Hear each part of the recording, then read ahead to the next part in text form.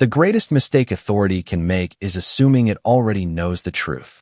The marble floors of a busy bank in downtown Washington, District of Columbia, reflected the bright morning sunlight pouring through towering glass windows as customers waited patiently in orderly lines. Financial advisors greeted longtime clients, and security officers quietly monitored the steady rhythm of another ordinary business day. The atmosphere carried the familiar confidence of a place trusted with people's savings, businesses, and futures. Nothing about the morning suggested that within only a few minutes, the lobby would become the setting for a lesson that everyone present would remember long after they left the building. Daniel Brooks, a 49-year-old black man dressed in a tailored navy business suit with polished black shoes and carrying a well-worn leather briefcase, walked calmly through the entrance after exchanging a polite greeting with the security guard. His appearance blended naturally with dozens of other professionals arriving for appointments. There was no government vehicle waiting outside, no visible security detail, and nothing about his clothing suggested the responsibility he carried every day. Daniel preferred it that way. After more than 2 decades protecting national leaders, financial institutions, and sensitive federal operations, he had learned that genuine professionalism never depended on announcing who you were. It depended on remaining disciplined enough to let procedure speak before position.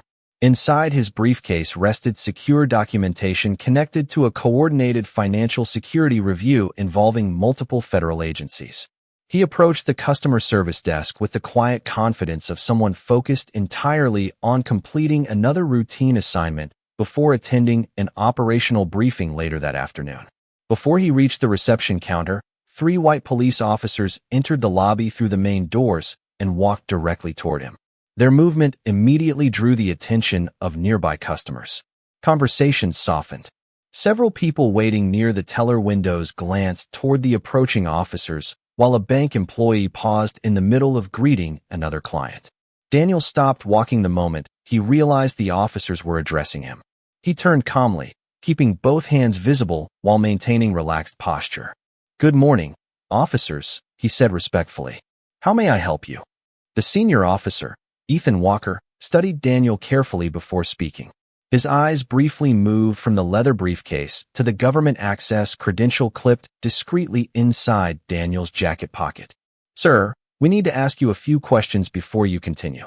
Daniel nodded politely without hesitation. "Of course." Ethan continued.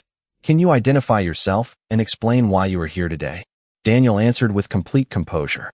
"I am conducting official business."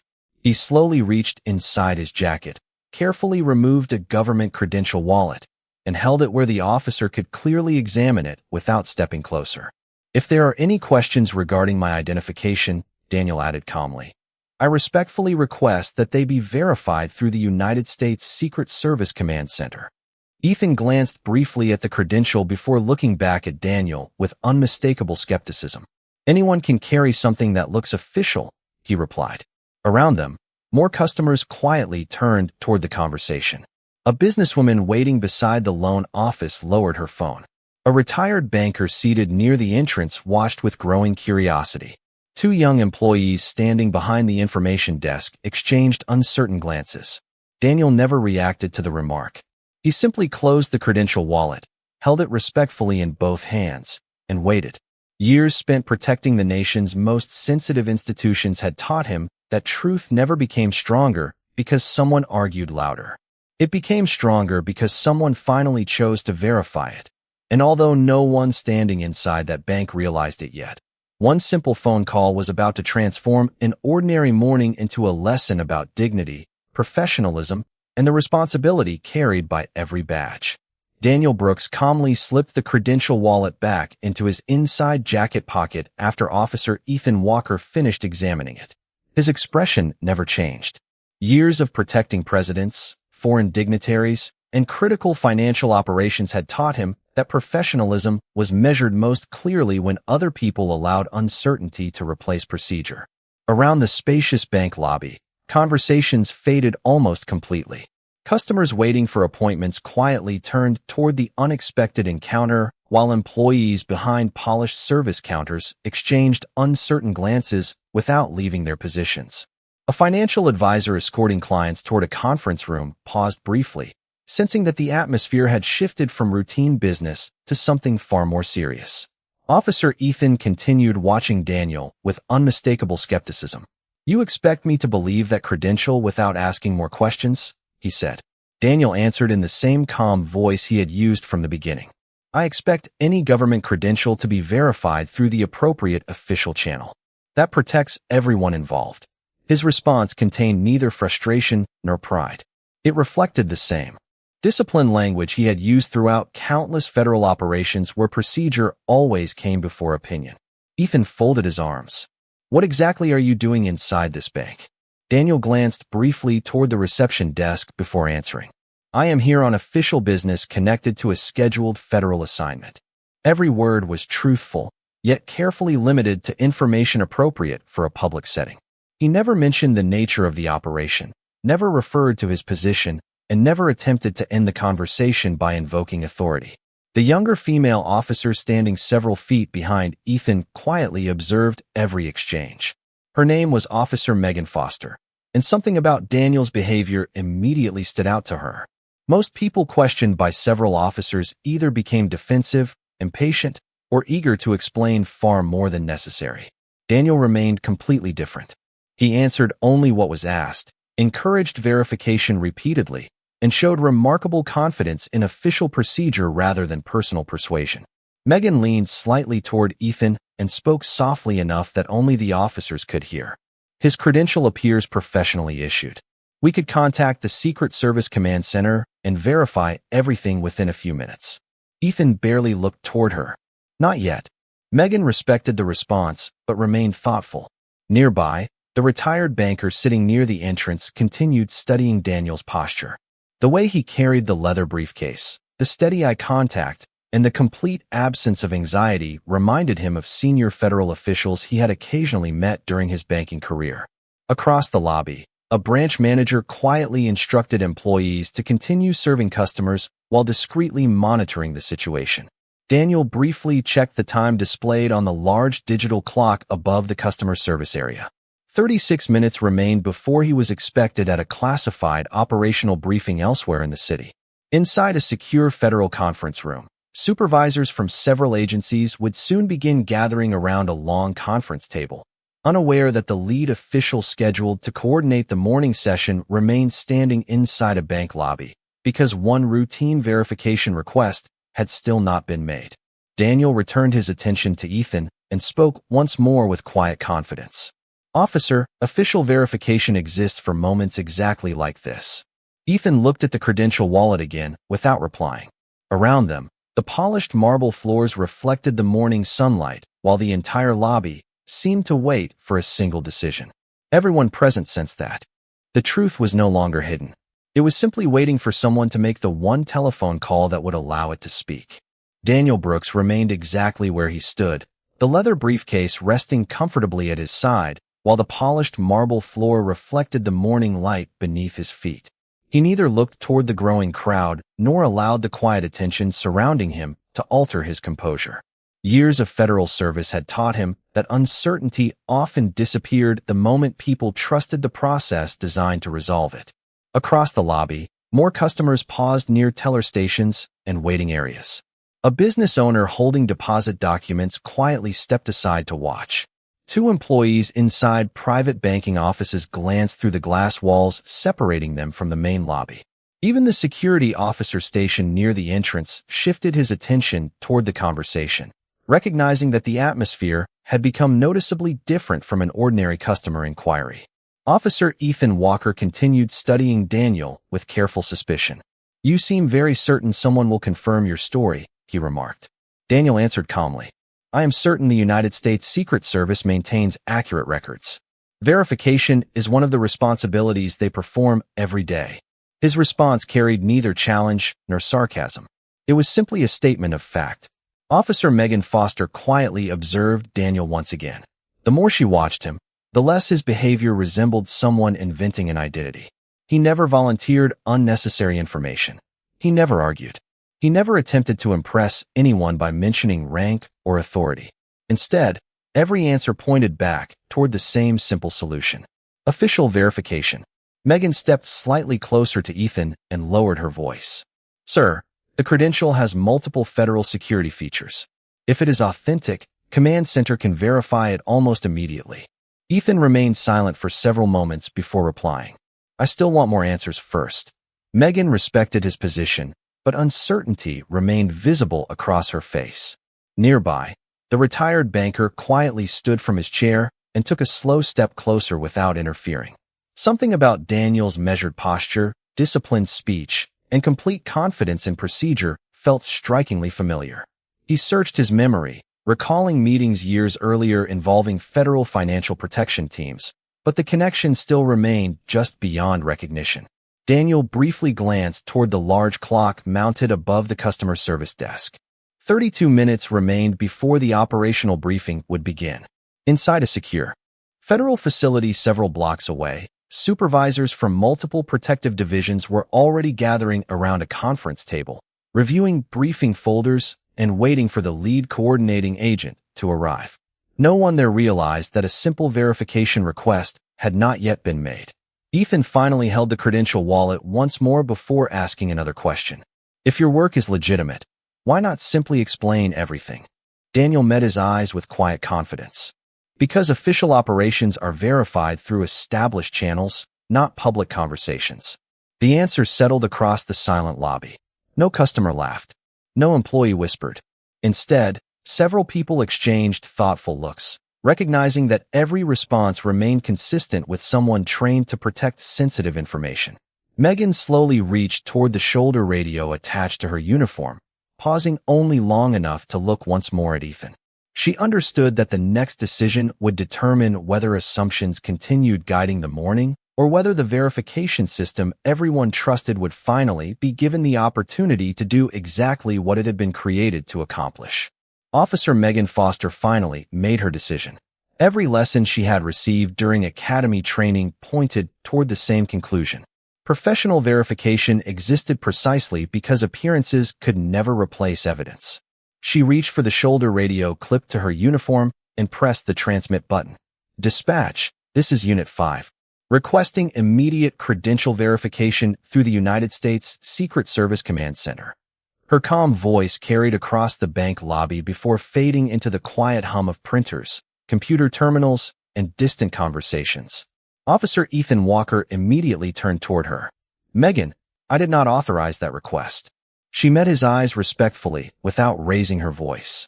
Sir, verification will answer every question much faster than assumptions. Ethan remained silent. The request had already been transmitted. Daniel Brooks watched the exchange without interruption.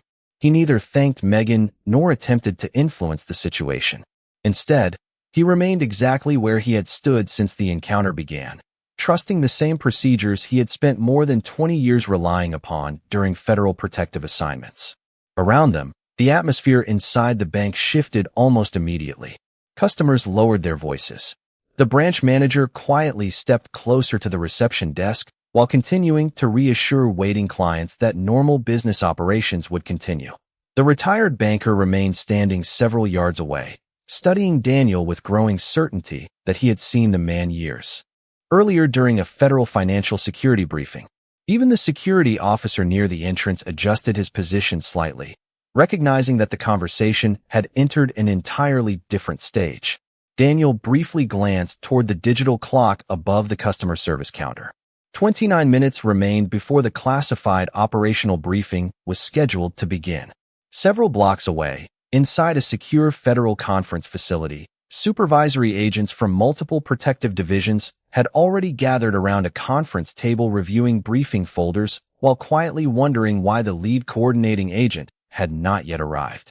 None of them realized that one routine verification request still separated uncertainty from certainty. A few seconds later, Megan's radio emitted a priority tone. Unit 5, stand by. United States Secret Service Command Center is responding directly. Megan answered immediately. Unit 5 standing by. Another brief pause followed before a calm, unmistakably official voice came across the radio. Unit 5, Secret Service Command Center. Please read the credential identification number exactly as printed. Megan looked toward Daniel. who quietly opened the credential wallet once more and held it where she could clearly read every character without stepping closer. She carefully read each letter and every number exactly as displayed before lowering the radio again. Silence settled across the marble lobby. No one spoke. Customers remained still. Employees quietly watched from behind polished service counters. Ethan looked from the credential back to Daniel, his earlier certainty beginning to fade. Daniel never looked anxious. He simply stood with quiet confidence, understanding that truth never depended on volume. It depended on someone choosing to verify it. Somewhere inside the Secret Service Command Center, secure personnel records had already been retrieved, and the answer now traveling back across the radio was about to transform every assumption that had shaped the morning from the very first question. The response from the United States Secret Service Command Center came across Officer Megan Foster's radio with calm authority that immediately changed the atmosphere inside the bank. Unit 5, Credential Verified. The identification belongs to Special Agent Daniel Brooks, lead Secret Service agent assigned to a federal financial protection operation. Special Agent Brooks is scheduled to coordinate a secure interagency briefing this morning. Supervisory personnel have already been notified that he has been delayed. Please return his credentials immediately. The words settled over the marble lobby with remarkable weight. Officer Megan slowly lowered the radio, her expression shifting from uncertainty to quiet respect. Officer Ethan Walker remained completely still, looking from the credential in his hand to Daniel with growing realization. Around them, customers quietly lowered their phones. Conversation stopped, and the entire lobby seemed to pause for a single shared moment. The retired banker standing near the entrance smiled faintly as recognition finally became certainty. I knew I had seen him before, he quietly whispered to himself. Daniel remained exactly as he had been throughout the encounter. Calm, patient, respectful. He made no attempt to celebrate the confirmation or embarrass anyone standing before him. Ethan carefully stepped forward and returned the credential with both hands. Special Agent Brooks, he said quietly, I sincerely apologize. I should have requested verification much sooner. Daniel accepted the credential, placed it neatly back inside his wallet, and slipped it into his jacket. Thank you, officer, he replied with genuine courtesy. Verification exists because none of us should rely on assumptions alone. It protects officers just as much as it protects the public. There was no resentment in his voice, only quiet professionalism. Less than 2 minutes later, several discreet government sport utility vehicles arrived outside the bank without emergency lights or unnecessary attention. A senior Secret Service supervisory agent entered the lobby accompanied by 2 additional agents, each dressed in professional business attire with visible credentials. The supervisor approached Daniel first. Good morning, Special Agent Brooks, he said respectfully. The operational briefing has been delayed until your arrival. Daniel acknowledged him with a slight nod. Thank you. I appreciate everyone's patience. The supervisor then turned toward the local officers and politely confirmed that the command center had already coordinated with local leadership regarding the verification. His tone remained entirely professional, focused on cooperation rather than criticism. Ethan lowered his eyes briefly before speaking again. Special Agent, I allowed my assumptions to delay the process. Daniel looked directly at him with the same composed expression he had carried since entering the bank. Officer Walker, every professional encounters moments of uncertainty. What matters most is whether we choose procedure before opinion. That is how trust is protected. Megan listened carefully, realizing that the strongest authority displayed that morning had never come from a federal credential. It came from the discipline of a man who never relied on his position to demand different treatment. As Daniel picked up his leather briefcase and prepared to leave, with the arriving federal team, the ordinary rhythm of the bank quietly returned. Customers resumed their appointments, tellers welcomed clients to the counters, and the lobby slowly filled again with everyday conversations. Yet everyone who had witnessed those remarkable minutes understood that genuine leadership had not been revealed by a title alone. It had been revealed by patience, dignity, and an unwavering belief that truth becomes strongest when people choose to verify it before reaching a conclusion. The secure interagency operational briefing began only a short time later inside a restricted federal conference facility in downtown Washington. Representatives from the United States Secret Service, the Department of the Treasury, federal banking regulators, and financial security specialists quietly took their seats around a polished conference table as Daniel Brooks entered carrying the same leather briefcase he had held throughout the morning. No one asked why the meeting had started late. The supervisors present had already received a brief notification from the Secret Service Command Center explaining that an unexpected verification delay had occurred before Daniel's arrival. He greeted each member of the team with his usual calm professionalism before placing his briefing materials on the table. Without mentioning the incident inside the bank, he opened the meeting exactly where the agenda had originally begun, focusing on financial infrastructure protection, coordinated response planning, and strengthening partnerships between federal and local agencies. The first slide displayed across the presentation screen carried a simple heading: Professional Trust Through Verified Information. Several senior officials exchanged thoughtful glances, recognizing that the phrase carried greater meaning than usual. Daniel spoke quietly, but with complete confidence. Every successful operation depends on accurate information verified before decisions are made, he said. The same principle that protects national institutions also protects the people we serve every day. His words settled naturally into the discussion without referring to the morning directly, yet everyone in the room understood the lesson behind them. Meanwhile, back at the bank, the encounter had already become the subject of respectful conversation among employees and customers who had witnessed it. Several short video clips circulated locally, showing a man who remained calm, cooperative, and consistently encouraged official verification rather than confrontation.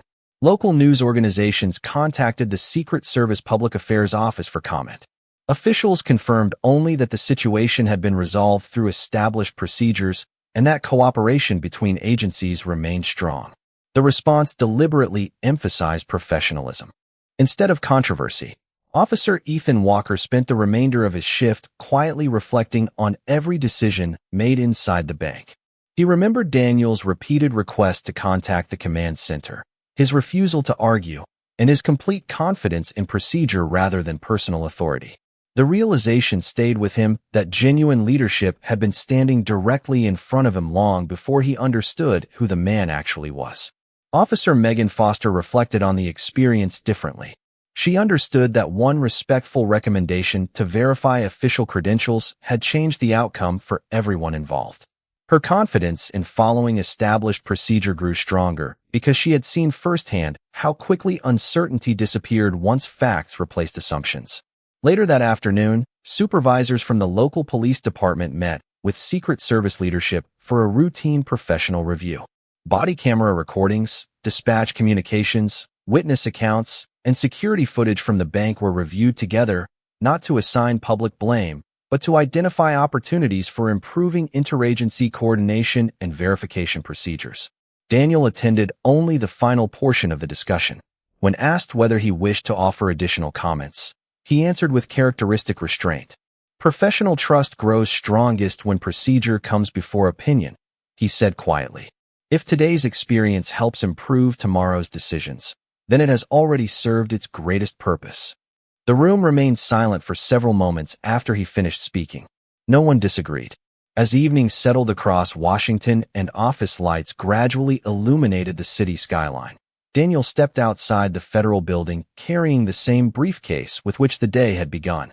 Looking across the streets where thousands of public servants continued their work, he understood that lasting security was never built through authority alone.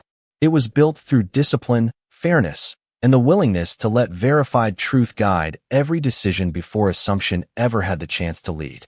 Over the following weeks, the encounter inside the downtown bank quietly became a valuable learning case discussed throughout both the United States Secret Service and the local law enforcement community.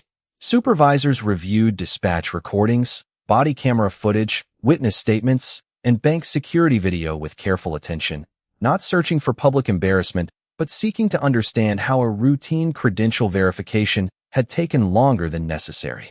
Every report reached the same conclusion. Special Agent Daniel Brooks had cooperated immediately. He had answered every question respectfully, encouraged official verification from the very beginning, and never attempted to use his position to influence the officers standing before him. Once the verification request was finally made, the misunderstanding ended almost immediately. The lesson was remarkably simple. The procedure had always existed. It simply needed to be trusted before assumptions were allowed to grow. Officer Ethan Walker voluntarily participated in the administrative review and openly acknowledged that confidence without confirmation had delayed the correct decision. Rather than defending every action, he focused on what the experience had taught him. Professional judgment begins with verified facts, he admitted. No amount of experience should ever replace objective verification. Department supervisors appreciated his willingness to reflect honestly, reminding everyone present that accountability achieved its greatest value when it strengthened future decisions rather than protecting personal pride. Officer Megan Foster also participated in the review, explaining why she believed requesting immediate contact with the Secret Service Command Center had been the correct course of action. She emphasized that every officer was trained to trust established verification systems because no individual could know every federal credential or every government assignment. Her supervisors later invited her to speak with Academy recruits during field training, using the encounter as an example of teamwork, respectful communication, and disciplined decision-making under public observation.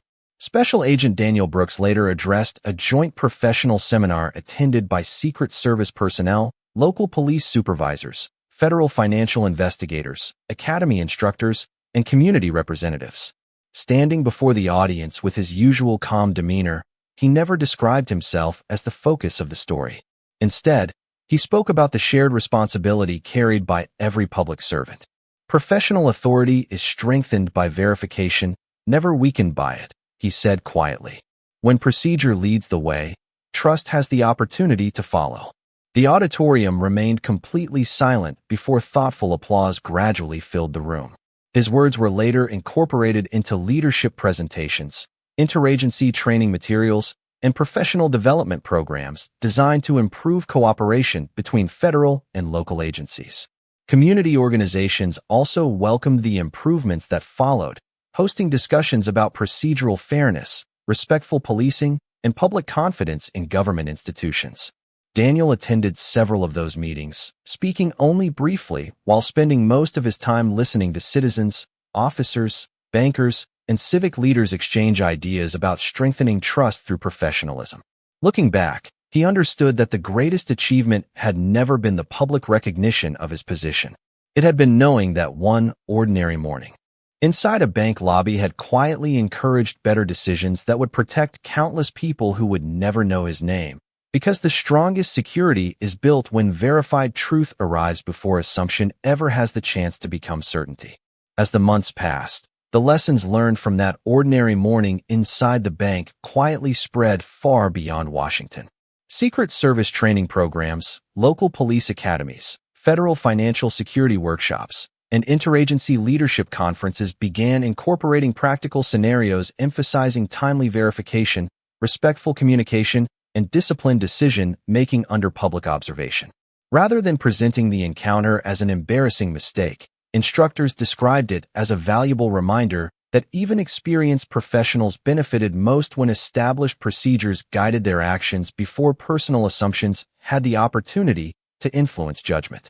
Special Agent Daniel Brooks accepted invitations to several interagency seminars where Secret Service agents, local officers, federal banking officials, academy instructors, and public safety leaders gathered to strengthen cooperation between agencies.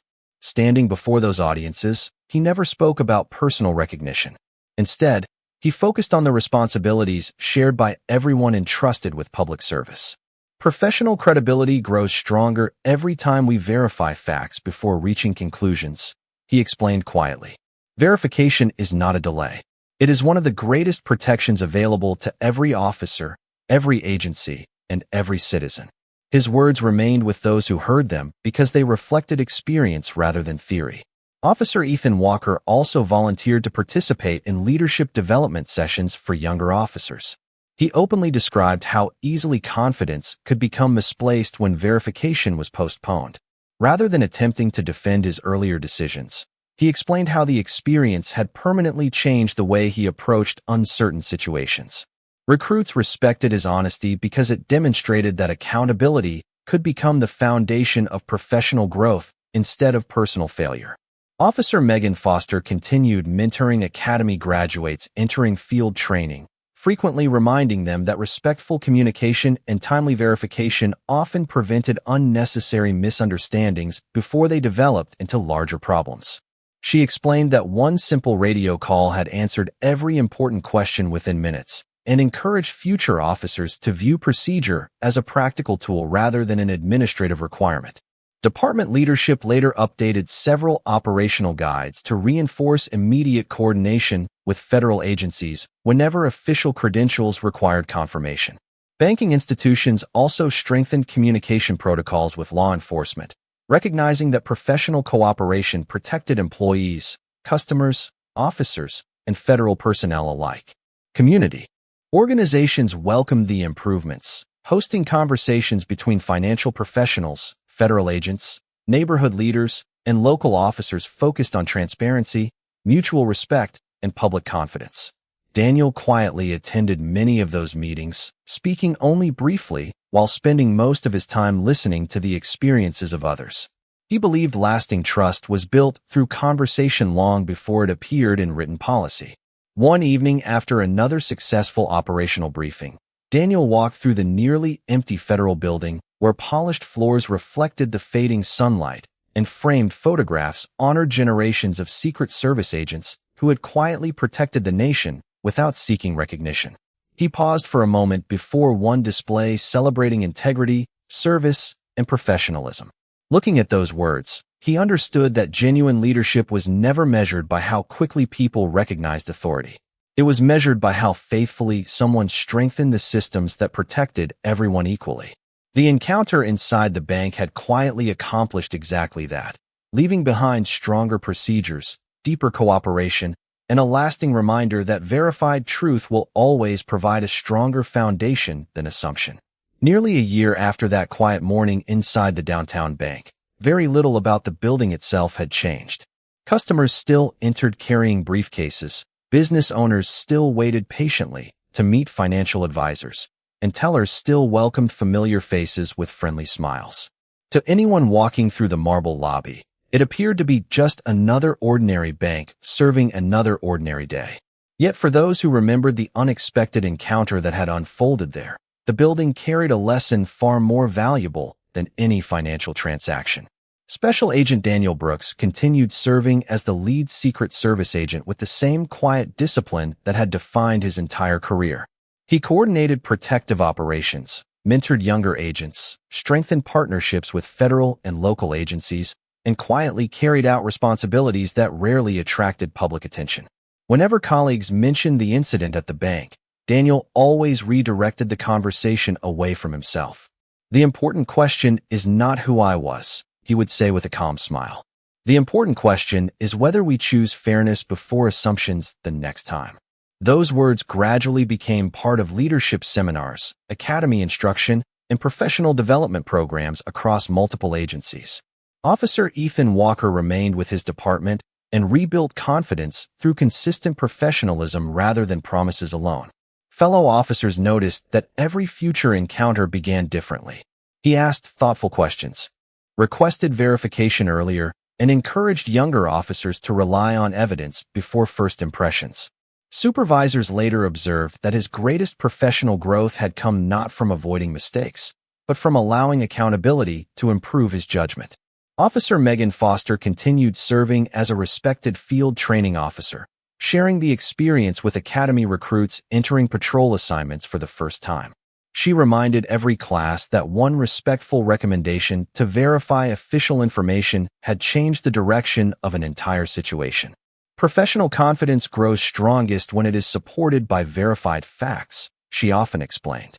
Good officers never fear the truth because the truth strengthens every decision they make. Her practical example became one of the Academy's most frequently discussed lessons because it reflected real experience instead of theory. Across federal agencies and local departments, updated training on interagency coordination, credential verification, and respectful communication quietly became standard practice. Banking institutions, law enforcement organizations, and federal protective services continued strengthening their partnerships through shared exercises and regular professional meetings. Looking back, Daniel understood that the greatest outcome had never been the recognition of his position, the apology, or even the procedural improvements that followed. Those achievements mattered, but they were only visible reminders of something much deeper.